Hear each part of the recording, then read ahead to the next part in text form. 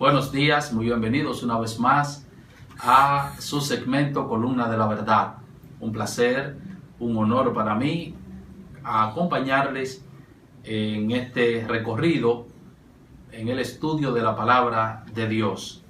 Esperando como cada lunes que el Señor pues nos ayude, nos bendiga, nos dé gracia para edificarles a ustedes con su bendita palabra. Vamos a continuar con nuestro estudio acerca de la iglesia y estamos considerando algunos aspectos complementarios de la iglesia después de haber estudiado ampliamente el origen y la naturaleza de la iglesia, algunos aspectos complementarios de la iglesia. Nosotros la semana anterior decíamos que la iglesia es tanto divina, eterna, como también humana, histórica. La iglesia fue concebida en la mente de Dios, en el plan eterno de Dios, y la iglesia tuvo su origen en la historia. El día de Pentecostés inició la iglesia. Vimos también que la iglesia es tanto una como también diversa. La iglesia es una, por eso nosotros podemos hablar de la iglesia de Cristo, pero también la iglesia es diversa. Por eso la iglesia, una de las analogías que utiliza la Biblia para hablar de la iglesia es el cuerpo humano. Y el cuerpo humano es uno, pero está conformado por diversos miembros. Y así también es la iglesia. Y también decíamos que la iglesia es tanto santa como también imperfecta. La iglesia es santa, pero también la iglesia es imperfecta. En ese sentido, los creyentes somos llamados, denominados santos, pero también es una iglesia que está conformada por personas que, aunque han sido santificadas, son personas que todavía poseen una naturaleza pecaminosa y por lo tanto son imperfectos. Así que usted no puede andar buscando una iglesia que sea perfecta porque no la va a encontrar. Cuando usted ve en el Nuevo Testamento, hay muchas personas que dicen, wow, me hubiese gustado pertenecer a una de las iglesias del Nuevo Testamento. Y entonces nosotros le preguntamos, ¿a cuál de esas iglesias? A la iglesia en Roma, por ejemplo, donde había un grupo de personas que pensaban que podían alcanzar el cielo por medio de las obras. Las iglesias la iglesia en Tesalónica, por ejemplo, donde había hermanos que no querían trabajar. Ellos pensaban que el Señor Jesucristo iba a regresar en los próximos días, en su época, y por lo tanto no querían trabajar. Había un grupo de vagos allí. ¿Cuál iglesia? La iglesia en Corinto, donde había un sinnúmero de problemas de división, problemas de inmoralidad, problemas de conflictos entre los hermanos. O sea, ¿cuál iglesia? La iglesia en Filipos, donde el apóstol Pablo tiene que llamar a la unidad a estos hermanos, porque había allí personas que estaban, al parecer dos hermanas que estaban en un conflicto serio, y el apóstol Pablo habla allí a esas hermanas para que se pongan de acuerdo. O sea, ¿a cuál de las iglesias del Nuevo Testamento? No hay iglesia perfecta.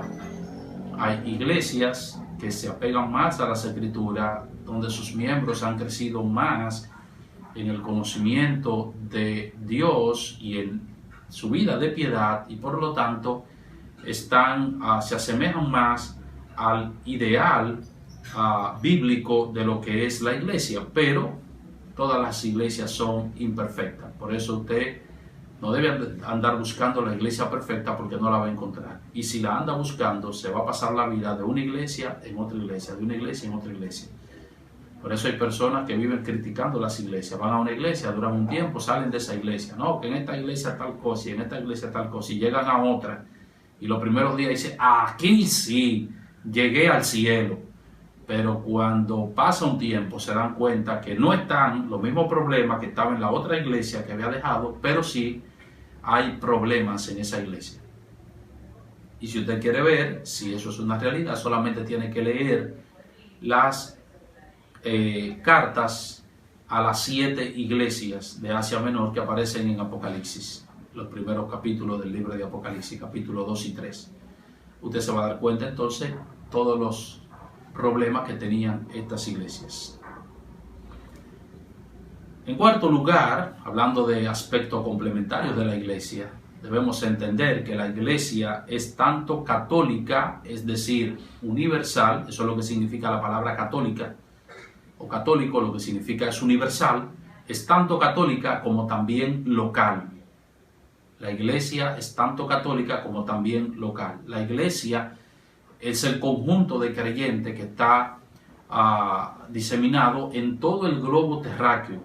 Esa es la iglesia. Incluso eso es hablando aquí en la tierra. Si nosotros nos vamos todavía a los creyentes que han partido para estar con Cristo, entonces tenemos una iglesia que está, un grupo de creyentes que está en el cielo, y esos forman parte también de la iglesia. Así que la iglesia es universal, y en tal sentido esa iglesia no tiene domicilio, esa iglesia no tiene una dirección, no tiene un código postal, esa iglesia no tiene un número telefónico, no tiene una dirección de correo. La iglesia es universal, no posee redes sociales, es universal esa iglesia. No tiene un líder, una cabeza, porque es universal. Fíjense, a diferencia del catolicismo romano, que te presenta la iglesia católica, pero con una cabeza, el Papa. No, esta no tiene una cabeza, no tiene un líder como tal. Jesucristo es la cabeza de esta iglesia, obviamente. Pero también la iglesia es local.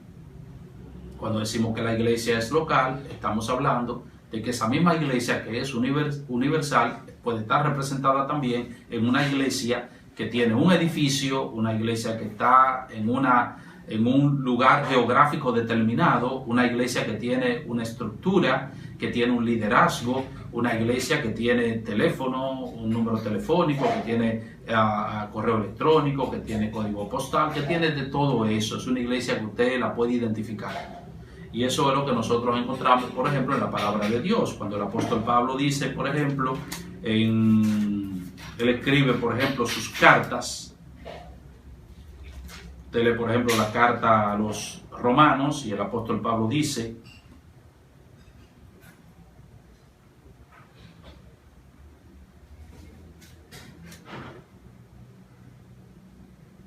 Pablo, siervo de Jesucristo, llamado a ser apóstol, apartado para el evangelio de Dios. Aquí en el versículo 6 dice: entre las cuales estáis también vosotros, llamados a ser de Jesucristo, a todos los que estáis en Roma, amados de Dios, llamados a ser santos, gracia y paz de vosotros y a paz a vosotros de Dios nuestro Padre y del Señor Jesucristo. Pablo dirige esta carta a los creyentes de una iglesia local que estaba en Roma, la misma capital del Imperio Romano. Igual nosotros leemos, por ejemplo, su carta a los Corintios, y él dice: Pablo, llamado a ser apóstol de Jesucristo por la voluntad de Dios, y el hermano Sóstenes, a la iglesia de Dios que está en Corinto. Ven, es la iglesia de Dios, pero es la iglesia de Dios que está en Corinto. No es la iglesia universal, es una iglesia local, está en Corinto, en un lugar geográfico determinado. Tiene un liderazgo allí, tiene una estructura, tiene una casa, un local, donde los hermanos se reúnen, se congregan, etc. Entonces, por eso hablamos de iglesias locales. Iglesia universal, iglesia local. Esto es importante que nosotros lo entendamos y establezcamos esta diferencia. ¿Por qué? Porque hay gente que dice: no. Para tú servir al Señor, para tú seguir al Señor, tú no tienes que pertenecer a ninguna iglesia. Tú nada más tienes que creer en Dios. Tú nada más tienes que obedecer la palabra de Dios. Bueno, eso es verdad, pero no es toda la verdad. ¿Por qué? Porque si bien es cierto que para tú ser salvo solamente tienes que depositar tu confianza en Cristo, solamente tienes que abrazar a Cristo por medio de la fe, eso es cierto, eso es una realidad. No es menos cierto que cuando Dios te salva, Él no solamente te introduce en la iglesia universal, sino también que Dios ha diseñado una iglesia local para que tú pertenezcas a esa iglesia local. Y por eso la iglesia es una iglesia, repito, visible, es una iglesia palpable. Y tú tienes que pertenecer a esa iglesia, porque si tú perteneces a la iglesia universal solamente, a la iglesia católica, solamente a la iglesia universal, y no perteneces a la iglesia local, yo te pregunto, ¿cómo tú vas a recibir instrucción? ¿Cómo tú vas a crecer en el conocimiento de la palabra de Dios? ¿Cómo tú vas a servir? ¿Cómo tú vas a poner en funcionamiento los dones que Dios te ha concedido? Por ejemplo, Pablo habla de eso en esta misma carta a los Corintios, que es una iglesia local. Y Pablo dice aquí, por ejemplo, 1 Corintios capítulo 12, versículo 4, ahora bien, hay diversidad de dones, pero el Espíritu es el mismo, y hay diversidad de ministerios, pero el Señor es el mismo, y hay diversidad de operaciones, pero Dios que hace todas las cosas en todos es el mismo. Pero a cada uno le es dada la manifestación del Espíritu para provecho. Yo pregunto, ¿para provecho de quién? Para provecho del cuerpo. Porque a este es dada por el Espíritu palabra de sabiduría, a otro palabra de ciencia, según el mismo Espíritu, a otro fe por el mismo Espíritu, y a otro dones de sanidades por el mismo Espíritu, a otro discernimiento de espíritus, a otro diversos géneros, a otro discernimiento de espíritu, a otro diversos géneros de lengua y a otro interpretación de lenguas. Pero todas estas cosas las hace uno y el mismo Espíritu, repartiendo a cada uno en particular como Él quiere. Porque así como el cuerpo es uno y tiene muchos miembros, pero todos los miembros del cuerpo, siendo muchos, son un solo cuerpo, así también Cristo. Entonces, miren, Dios da los dones. Yo me convertí, Dios me da los dones para que yo lo use para el provecho, para la edificación del cuerpo de Cristo. Y si yo no pertenezco a una iglesia, ¿cómo yo voy a edificar el cuerpo de Cristo con aquellos dones que Dios me ha dado? Pero además, si yo no pertenezco a una iglesia local, ¿cómo yo voy a ser instruido? ¿Cómo yo voy a ser alimentado correctamente con la palabra de Dios? Pero además, si yo no pertenezco a una iglesia local, ¿cómo yo voy a ser estimulado por los hermanos? Por eso la Biblia dice, no dejando de congregarnos, como algunos tienen por costumbre, sino exhortándonos, y tanto más cuanto ve que aquel día se acerca.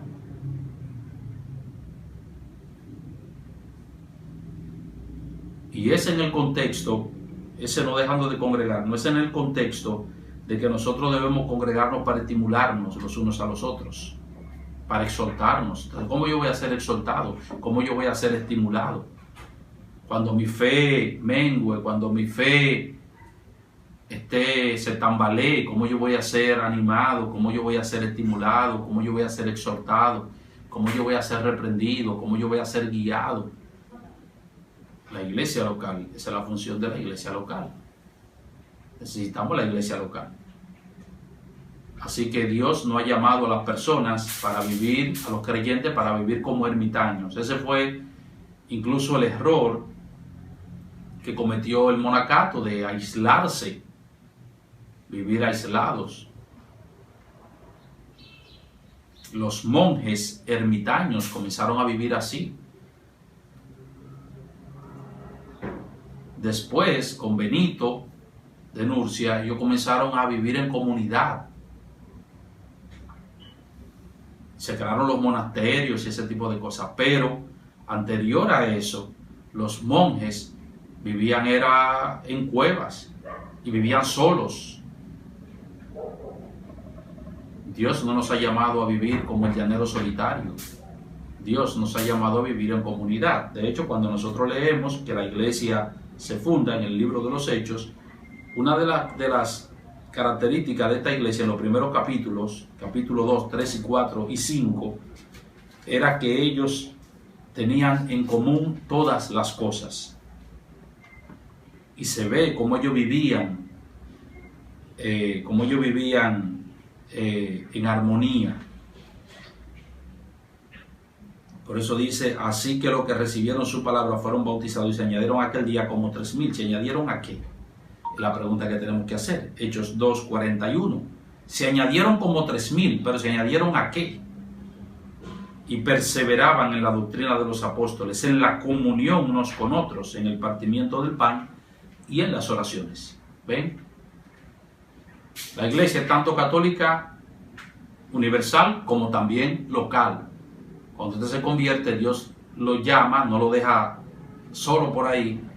Dios lo llama a una iglesia local. Y usted debe unirse a una iglesia local. Y unirse a una iglesia local no es solamente que usted visita una iglesia local, no es que usted tiene que ser miembro de esa iglesia. Porque ese es otro punto. Hay creyentes que van a una iglesia y tienen 10 años, 15, 20 años yendo a una iglesia, pero nunca se hacen miembros de la iglesia. Precisamente por no tener compromiso, por no tener responsabilidad, nunca se hacen miembros de la iglesia y viven así. O creyentes, por ejemplo, que un domingo van a una iglesia, otro domingo van a otra iglesia. El domingo vuelven a esta iglesia, el otro domingo van a otra iglesia. Y nunca son miembros de una iglesia. Usted tiene que ser miembro de una iglesia. La iglesia es tanto apostólica, una institución, como también confesional, comunión, ya lo mencionamos aquí.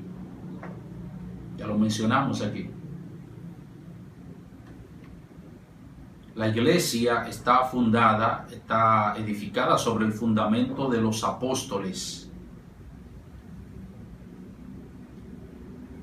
Pero es una iglesia también en la que los creyentes disfrutan de comunión unos con otros. La iglesia es tanto invisible como también visible. Cuando hablamos de la iglesia universal, ya decíamos dónde está esa iglesia, dónde queda, cuántos miembros tienen, cuántos miembros la conforman, no sabemos, es invisible, pero también la iglesia es visible. Cuando hablamos de la iglesia local, la podemos ver. Mira, mi iglesia está en tal sitio. Mira, entra a la página de mi iglesia que está ahí tú la vas a ver. Somos tantos miembros. Esa es la iglesia del Señor. Cuando nos reunimos ahí, la iglesia está reunida y la iglesia es visible. Podemos ver la iglesia del Señor. La iglesia es tanto militante como también triunfante. Es decir, nosotros estamos ahora militando en este mundo, nosotros estamos batallando, nosotros estamos en una guerra y así se nos llama a nosotros a militar. Se nos presenta como soldados de Jesucristo. La vida cristiana se presenta como una guerra espiritual, como una batalla que nosotros tenemos que batallar. Pero la iglesia es triunfante. Ya la iglesia en el Nuevo Testamento nosotros la vemos triunfante en el cielo. Y finalmente la iglesia es tanto un medio como también un objetivo. Es tanto un medio como también un objetivo. La iglesia es el cuerpo de nuestro Señor Jesucristo. Es el cuerpo de nuestro Señor Jesucristo. La iglesia es el medio que Dios ha dejado aquí en la tierra. La iglesia, dice el apóstol Pablo en Efesios, para Él manifestar la superabundante riqueza de su gloria, de su gracia. La iglesia es un medio a través del cual Dios da a conocer su palabra. Dios da a conocer su gracia, Dios da a conocer su amor, la iglesia. Para eso está aquí la iglesia. Es un medio que Dios usa, un instrumento que Dios usa para reconciliar al hombre consigo mismo. Claro, por medio de Jesucristo, pero es la iglesia, somos los instrumentos para nosotros llevar la palabra de Dios, para llevar el mensaje de salvación. Pero también la iglesia no solamente debemos verla como un medio, sino también como un objetivo. Porque nosotros tenemos que crecer a la imagen de nuestro Señor Jesucristo, por cuanto la iglesia es el cuerpo de Cristo. La iglesia es la esposa de Cristo. La iglesia es la novia de Cristo. Así que todos estos aspectos complementarios de la iglesia es importante que nosotros lo entendamos para que nosotros podamos comprender lo que es la iglesia. Y de esa manera nosotros podamos, si somos miembros de una iglesia, si pertenecemos a una iglesia, si visitamos una iglesia, nosotros podamos vivir en esa comunidad que Dios ha diseñado, llamada iglesia, como Dios quiere que nosotros vivamos. La próxima semana nosotros comenzaremos a hablar acerca del bautismo, y vamos a estar estudiando ampliamente este tema. No olvides seguirnos en nuestras redes sociales, no dejes de seguir nuestra página y dejar sus comentarios. Que el Señor les bendiga rica y abundantemente.